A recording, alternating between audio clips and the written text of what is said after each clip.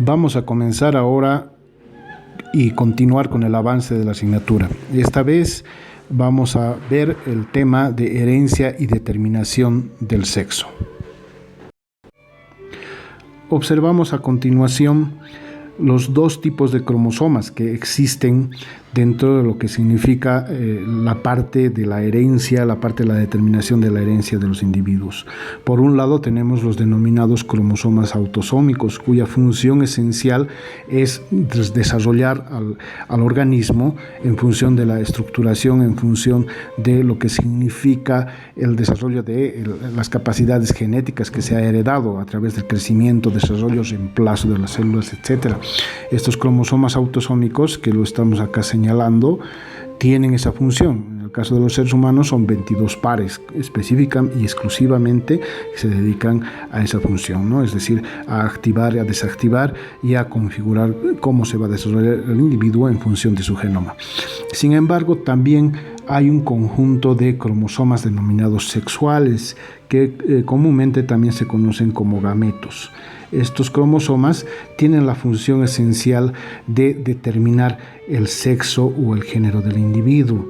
En el caso, por ejemplo, de las mujeres o las hembras, se van a determinar a partir de dos pares de cromosomas, es decir, cromosomas XX, y en el caso de los varones, el cromosoma X y el cromosoma Y, ¿no? que lo estaría determinando.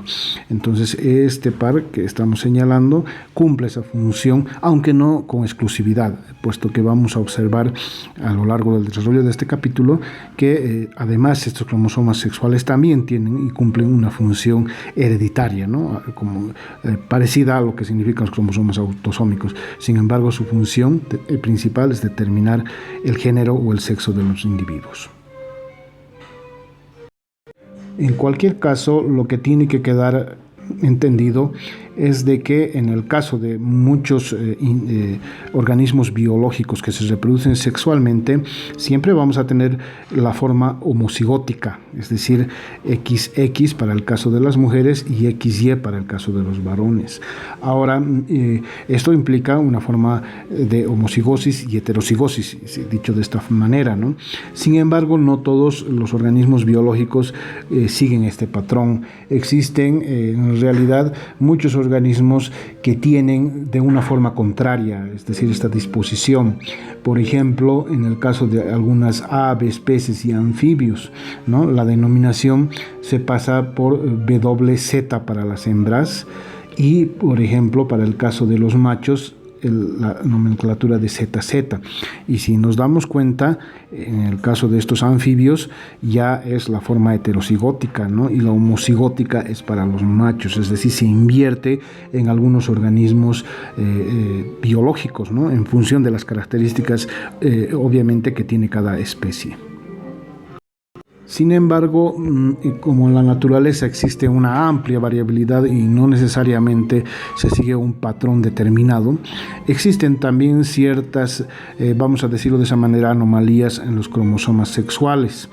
Y estas anomalías tienen que ver precisamente por las manifestaciones a veces que suceden de la variación del XX, por ejemplo, a una forma X sub 0, a una forma XXY, ¿no? En el caso de los diferentes síndromes que se tienen, por ejemplo, para las hembras el síndrome de Turner o en el caso de los varones el Klinefelter, ¿no? Es decir, un síndrome en el cual tenemos un doble cromosoma X y un cromosoma Y. Existen diferentes características de manifestación, ¿no? Fenotípica que se producen principalmente en los individuos que heredan estos rasgos, ¿no? Como también en el caso de los vegetales, acá tienen por ejemplo algunos ejemplos, ¿no? Diversas manifestaciones principalmente en lo que significa el desarrollo de sus órganos sexuales, ¿no? A eso está directamente determinado.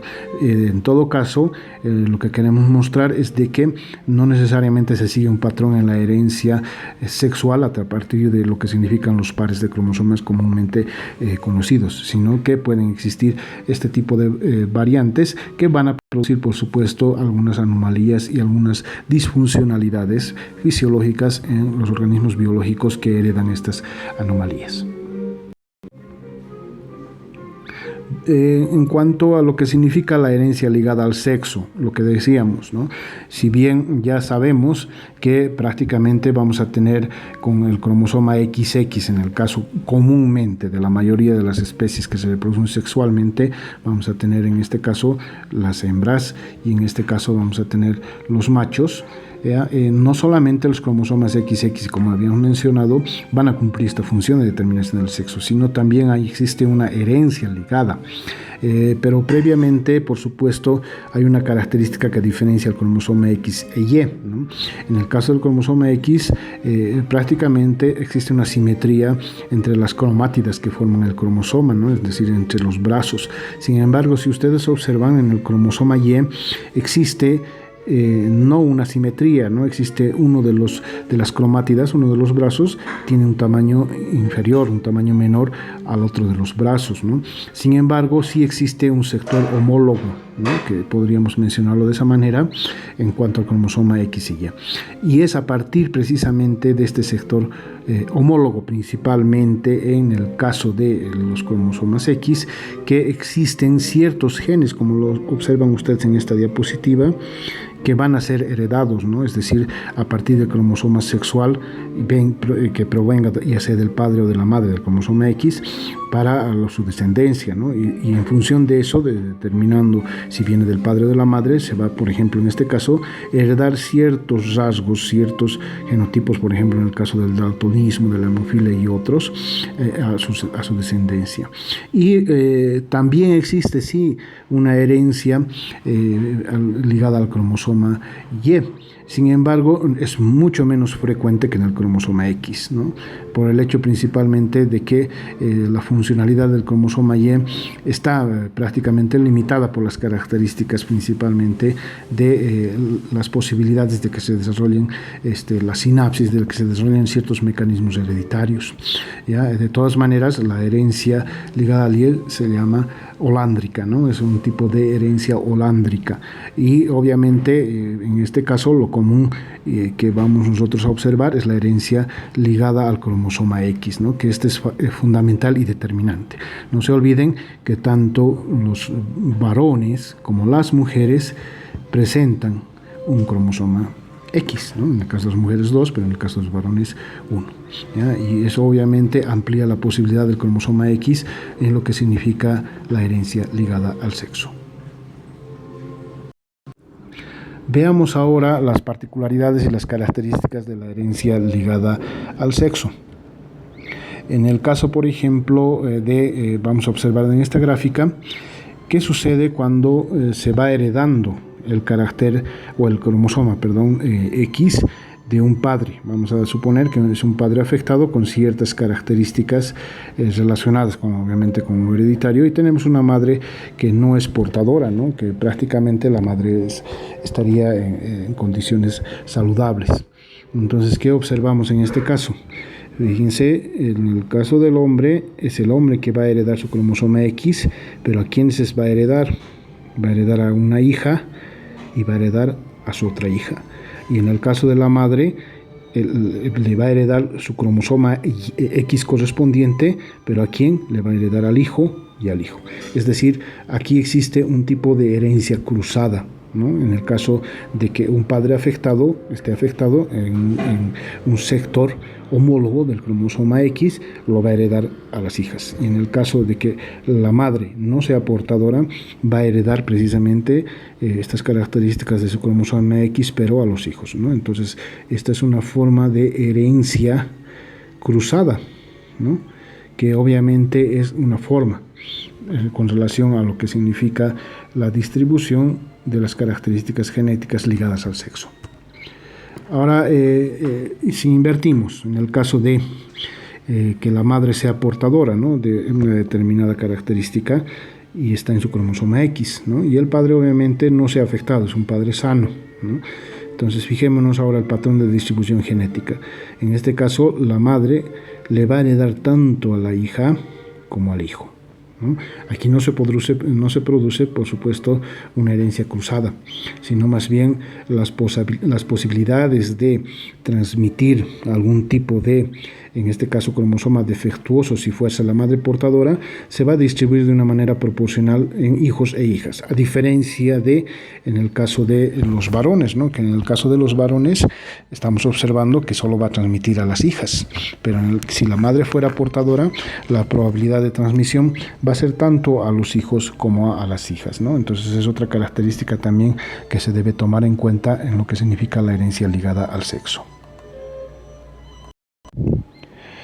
Veamos ahora cómo se comporta el patrón con relación a la herencia ligada a las galináceas, ¿no? Herencias ligadas al sexo a las galináceas, a partir del experimento que ha hecho el investigador William Bateson, ¿no?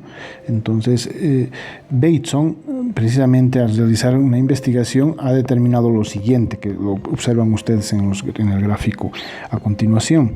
Si se cruzaba, por ejemplo, un macho de plumaje rayado con una gallina negra, es decir, el macho con plumaje rayado y la gallina con plumaje negra, ¿qué se observaba en la F1? Se observaba en la F1 toda la descendencia con plumaje de rayado, ¿no? Es decir, prácticamente este era el carácter dominante. Sin embargo, en la descendencia, en la F2, se producía ¿qué? Se producía una hembra con plumaje negro.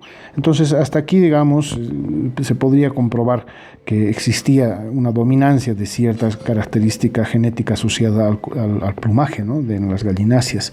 Pero, ¿qué pasaba si invertimos, ¿no? Es decir, ahora cruzábamos un macho con plumaje negro con una hembra de plumaje rayado?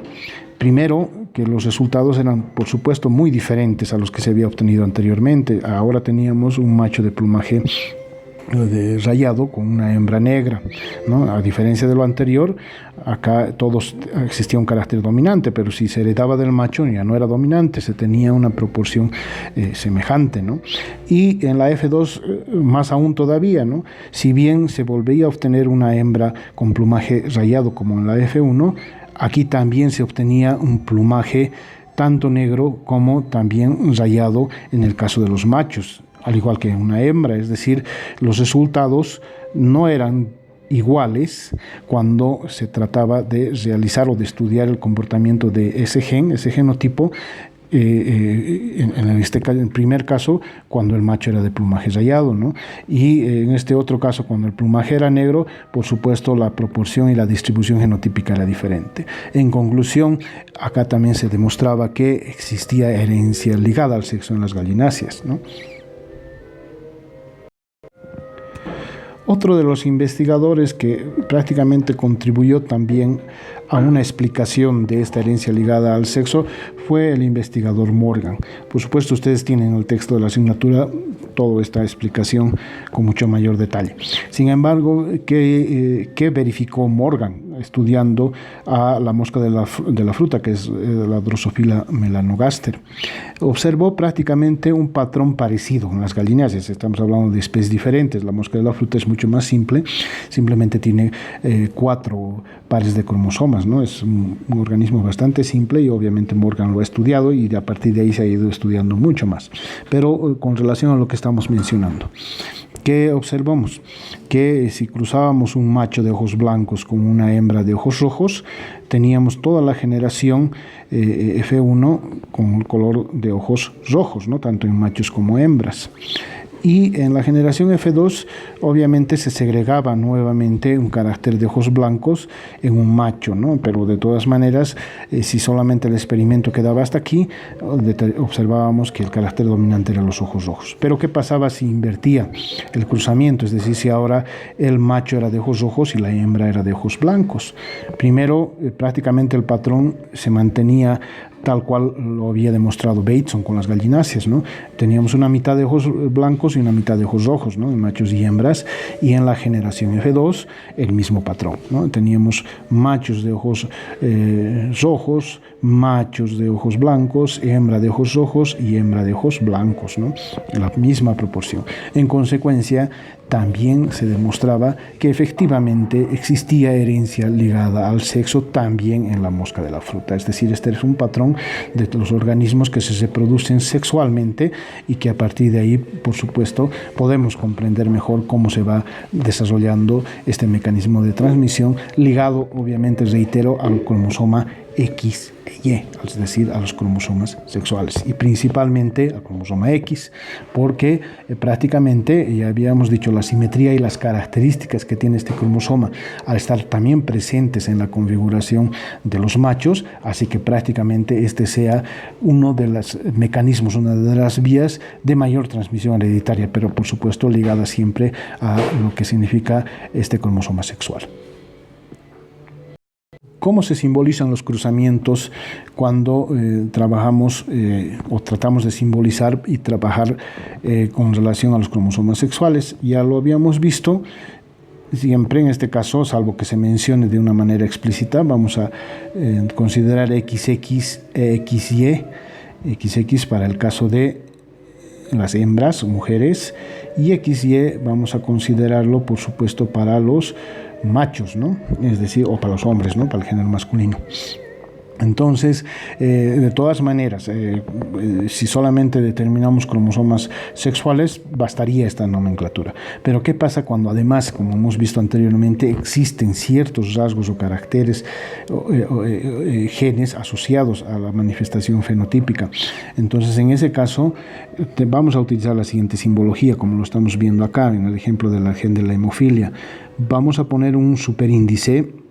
¿Ya? Vamos a poner un superíndice que además va a significar la presencia o la manifestación de un determinado gen. Por ejemplo, en este caso estamos observando que la H mayúscula es el gen de la hemofilia, ¿no? Entonces, al ponerle mayúscula, nuevamente seguimos con la nomenclatura indicando de que lo mayúscula es lo dominante, ¿no? Y la minúscula es lo recesivo. Si, por ejemplo, en este caso tenemos una XH, es decir, con un dominante, va a significar primero que es un cromosoma sexual X, pero además que no va a presentar hemofilia, ¿no? Pero si tenemos el mismo cromosoma X con un cromosoma en su forma recesiva, sí va a presentar la hemofilia, ¿no? Con consecuencia, un X con un superíndice H tiene una dominancia respecto del cromosoma X, sexual X, con esta característica, ¿no? De hemofílica. Entonces, si tendríamos una explicación, una distribución respecto de los genotipos y fenotipos posibles, para el caso de las mujeres ya sabemos es XXX en todos los casos. Sin embargo, ¿cómo vamos a interpretar cuando tengamos presente un gen como el gen de la hemofilia? Vamos a decir que cuando los dos, por ejemplo en este caso, cuando sea una homocigótica, una forma homocigótica dominante, va a ser no hemofílica, pero bastaría una, ¿no es verdad? Es decir, porque es dominante. En este caso también es homofílica esta mujer por el hecho de que tiene al menos uno de los genes asociados a un cromosoma sexual que presenta la no hemofilia. Y sin embargo, si se presenta en su forma homocigótica recesiva, va a ser hemofílica. Para el caso de los hombres es mucho más sencillo, ¿no? El cromosoma Y no va a manifestar, en este caso, la transmisión. No estamos hablando de una herencia holándrica, ¿no? Estamos hablando de una herencia asociada al cromosoma sexual X. Entonces, si tiene la presencia de un alelo dominante, va a ser no hemofílico, en el cromosoma X, por supuesto, y si tiene uno recesivo, va a ser hemofílico. Entonces, esta es la forma de la representación con la que vamos a trabajar de aquí en adelante cuando además hablemos de cromosomas sexuales.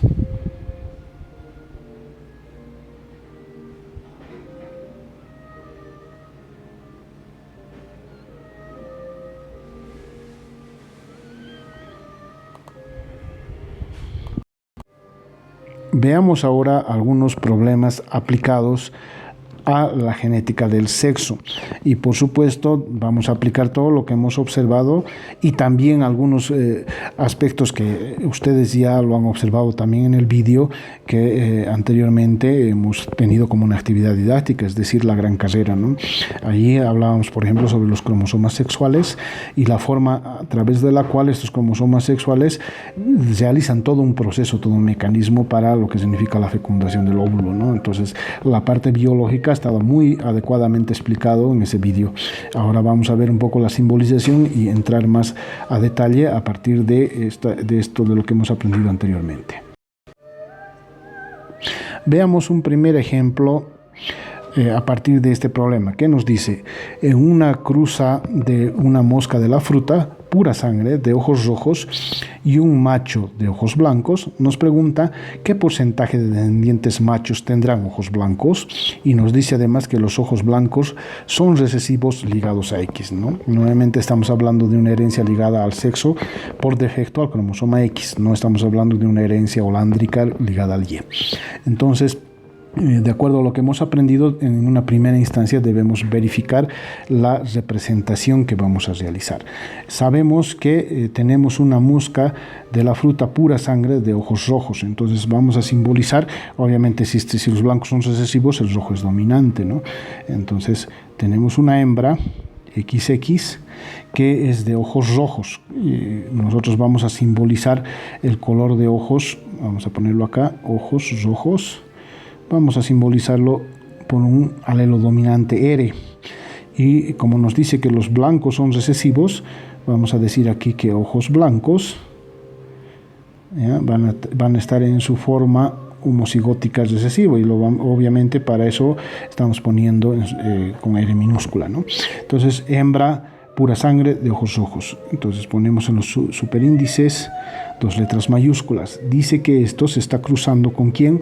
Se está cruzando con un macho de ojos blancos. Para tener ojos blancos tenemos que tener en su forma homocigótica recesiva o un alelo recesivo, porque sabemos que el macho tiene que tener XY, ¿no? El Y no lleva ningún cromosoma, pero por supuesto el X sí va a tener una minúscula. Entonces nos dice qué porcentaje de descendientes machos tendrán ojos blancos cuando realizamos este cruzamiento.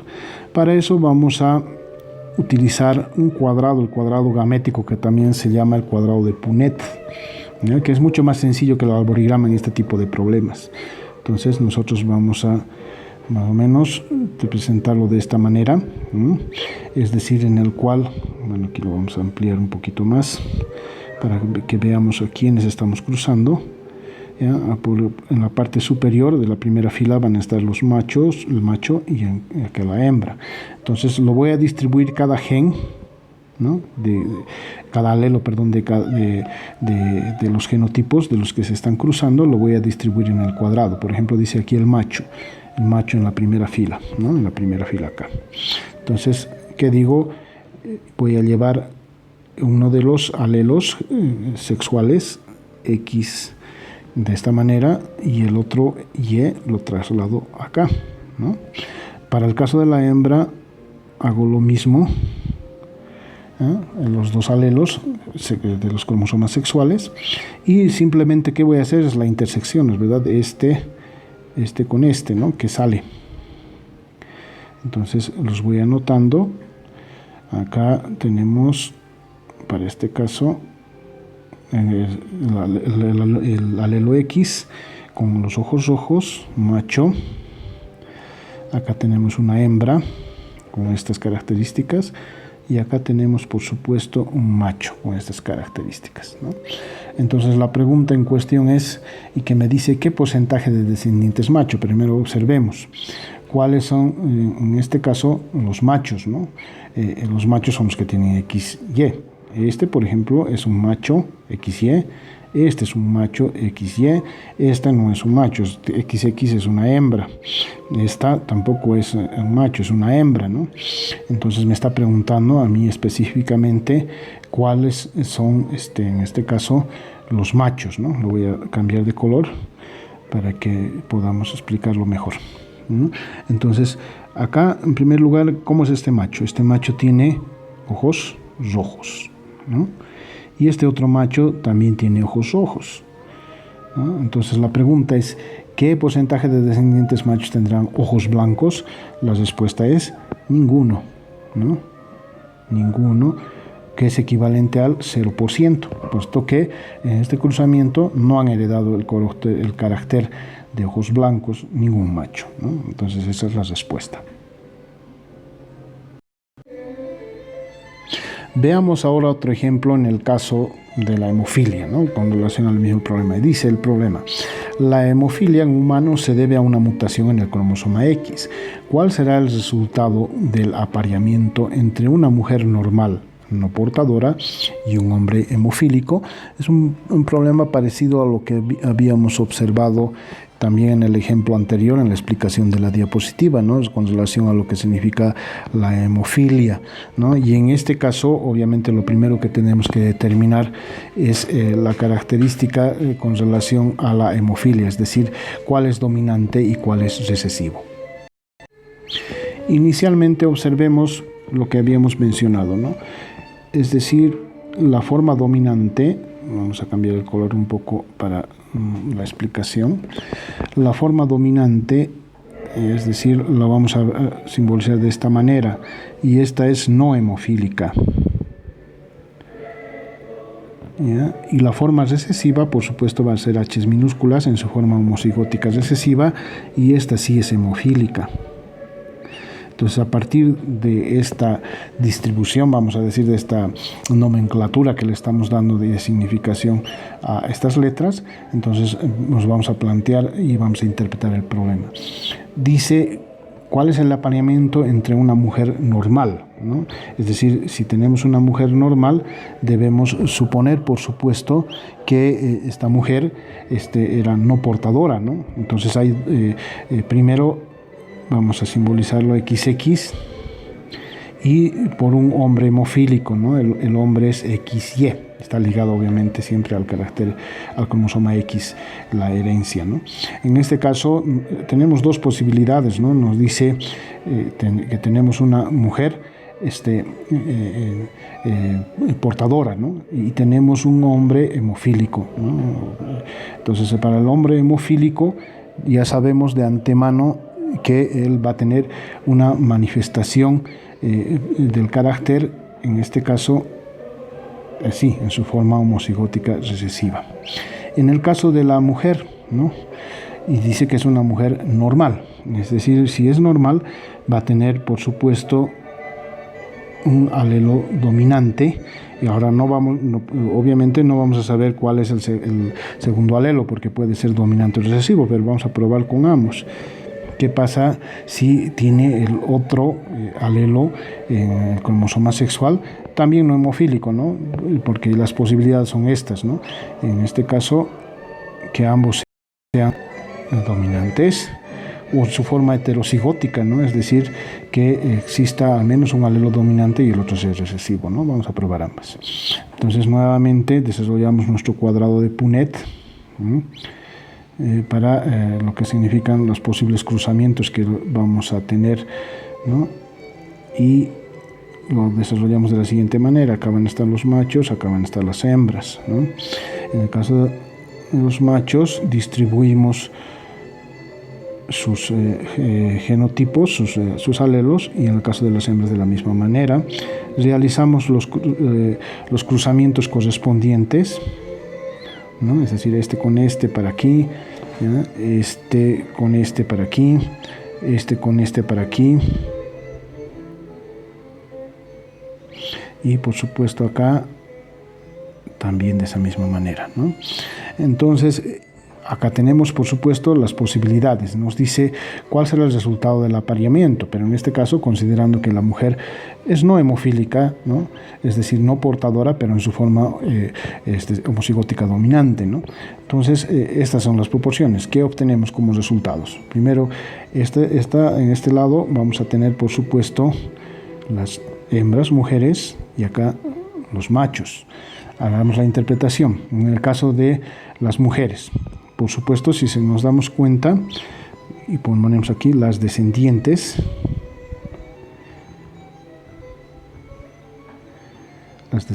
mujeres, todas son no portadoras, ¿no? Entonces vamos a decir son no portadoras, ¿no? O entre paréntesis también vamos a decirlo así, normales o no hemofílicas, ¿no?